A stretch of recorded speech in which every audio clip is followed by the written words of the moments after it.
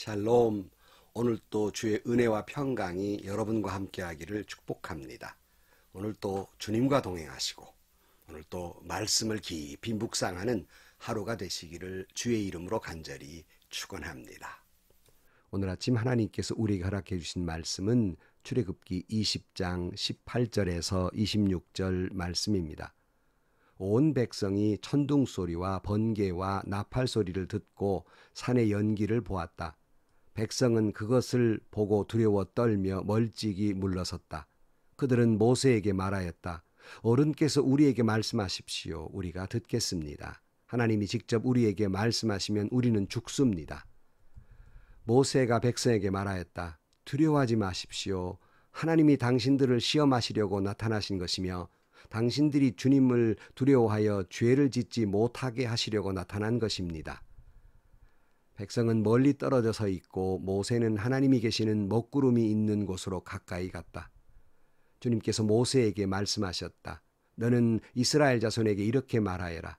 내가 하늘에서부터 너희에게 말하는 것을 너희는 다 보았다.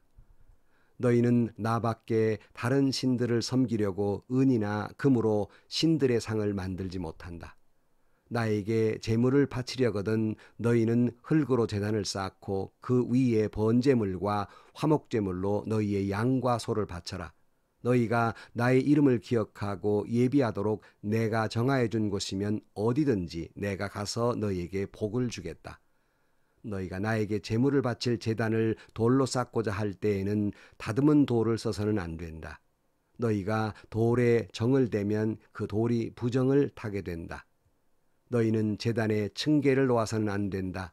그것을 밟고 올라설 때 너희의 알몸이 드러나서는 안 되기 때문이다. 아멘.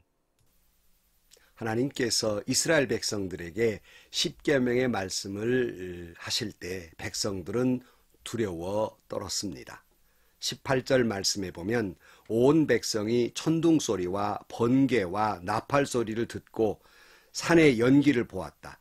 백성은 그것을 보고 두려워 떨며 멀찍이 물러섰다. 그들은 모세에게 말하였다. 어른께서 우리에게 말씀하십시오. 우리가 듣겠습니다. 하나님이 직접 우리에게 말씀하시면 우리는 죽습니다. 만약에 하나님이 그렇게 십계명의 말씀을 직접 하면 마치 죽을 것 같은 공포감에 휩싸이게 됩니다. 천둥 소리가 나지요, 번개는 치지요, 나팔 소리는 굉장히 울리지요, 안개는 자욱해지지요. 멀찍이 두려워 물러가게 됩니다. 그래서 모세에게 직접 말씀해 달라는 거예요. 하나님이 우리에게 말씀하시면 우리는 죽을 것 같습니다. 그런데 모세는 하나님께서 이렇게 천둥이 치고 번개가 치고 나팔 소리가 나고 안개가 자욱한데 나타나신, 왜 이렇게 나타나셨나, 왜 우리 이렇게 두렵게 하고 나타나셨나 하는 이유를 그 다음에 설명하고 있습니다. 20절 말씀, 모세에게 백성에게 말하였다. 두려워하지 마십시오. 하나님이 당신들을 시험하시려고 나타나신 것이며 당신들이 주님을 두려워하여 죄를 짓지 못하게 하시려고 나타나신 것입니다. 이렇게 말씀합니다. 모세는 너무 그렇게 공포감에 너무 그렇게 두려워하지 마십시오.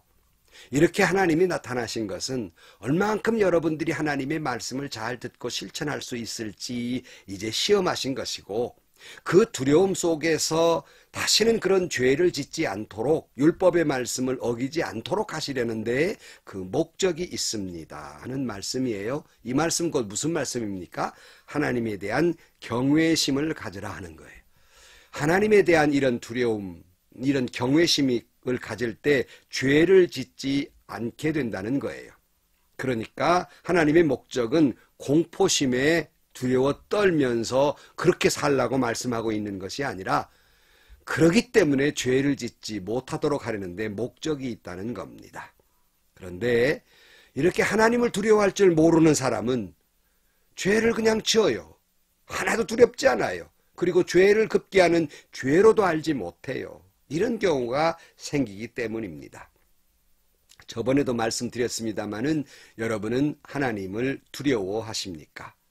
이렇게 물으면 어떤 분들은 우리가 예수님의 보혈로 그 다 죄 용서함 받고 주님 앞에 나아갈 큰 합력을 얻었는데 왜 우리가 두려워해야 합니까? 우리를 사랑하시는데 왜 우리가 두려워해야 합니까? 하는 질문을 합니다. 이런 생각을 가지니까 오히려 믿음 생활 오래 한 사람일수록 또는 직분을 갖게 되는 사람일수록 하나님에 대한 경외심, 하나님을 두려워할 줄 모릅니다. 하나님을 믿는다고 하면서 정작 하나님 없이 삽니다. 하나님을 믿는다고 하면서 하나님을 두려워할 줄 모르기 때문에 죄를 그냥 뻔뻔스럽게 짓게 됩니다. 죄를 짓고도 죄책감마저 들지 않게 되는 것입니다. 가끔은 교회나 또는 교회 단체 속에 활동하다 보면 저 사람 과연 하나님이 살아계신다는 걸 믿는 사람 맞는가? 아니, 하나님에 대한 두려움이 있다면 저 사람은 어떻게 저런 행동을 할 수 있을까? 어떻게 저 사람은 저런 말을 함부로 할 수 있을까? 하나님이 두렵지도 않는가? 그런 생각이 들 때가 있습니다. 만약 그런 분들에게 제가 직접 물어보았다면 그는 어떻게 대답했겠습니까? 당신 그 하나님 두렵지도 않습니까? 어떻게 그런 행동을 하고 어떻게 그런 말을 함부로 합니까? 이러면 그는 뭐라고 대답하겠습니까? 이거 다 주님을 위한 것이니까, 이거 다 교회를 위한 일이니까, 이거 다 하나님의 뜻입니다 하고 당당하게 말하면서, 그런데 내가 왜 하나님을 두려워합니까? 이렇게 대답할 수 있을 겁니다. 그럴 수 있어요. 그럼 다시 이렇게 물어볼 수 있습니다. 그 정말 하나님이 기뻐하시는 일일까요? 정말 하나님이 당신이 한 그 말을 하나님이 기뻐하실까요? 이렇게 묻는다면 양심에 화인 맞지 않는 한 그렇다고는 대답하지 못할 것입니다. 하나님을 두려워하여 죄를 짓지 않게 하려는데 그 목적이 있습니다. 그러므로 여러분, 하나님 앞에 경외심을 가지고 죄를 짓지 아니하는 축복이 있기를 주의 이름으로 축원합니다. 이때 하나님을 위한 우상을 만들지 말라는 말씀을 하고 있습니다. 우상은 다른 어떤 것도 다 만들지 말라는 말씀이에요. 23절 말씀에 너는 나 밖에 다른 신들을 섬기려고 은이나 금으로 신들의 상을 만들지 못한다, 이렇게 되어 있습니다. 다른 번역에는 이렇게 해석하고 있어요. 너희는 나를 가지고 은신상을 만들지 말며 너희에게 금신상을 만들지도 말지니라, 이렇게 말씀하고 있습니다. 그러니까 하나님을 위하여 은금신상을 만들지 말고 다른 신들을 섬기려고 신상을 만들지 말라고 말씀하고 있는 것이에요. 인간은 습관적으로 본능적으로 자꾸 손에 만지려는데 노력을 해요. 그래서 만져져야 어떻게 안심하고 어떻게 느껴져야 어떻게 믿는 것 같고 그래서 보여지고 만져지는 것을 추구하게 됩니다. 특별히 지금 이 말씀을 듣고 있는 이스라엘 백성들은 이집트 땅에서 여러 신상을 만들고 섬기는 문화와 그 관습 속에 살아왔던 사람들입니다.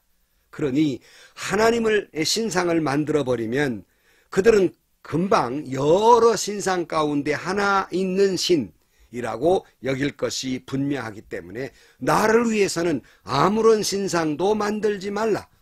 나는 그 여러 신상 가운데 하나인 존재가 아니라 유일한 한 분 하나님을 강조하고 계시는 겁니다. 25절 말씀에 보면 더욱 분명해지는 것은 25절에 너희가 나를 제물 바칠 제단을 돌로 쌓고자 할 때에 다듬은 돌을 써서는 안 된다. 너희가 돌에 정을 대면 그 돌이 부정을 타게 된다.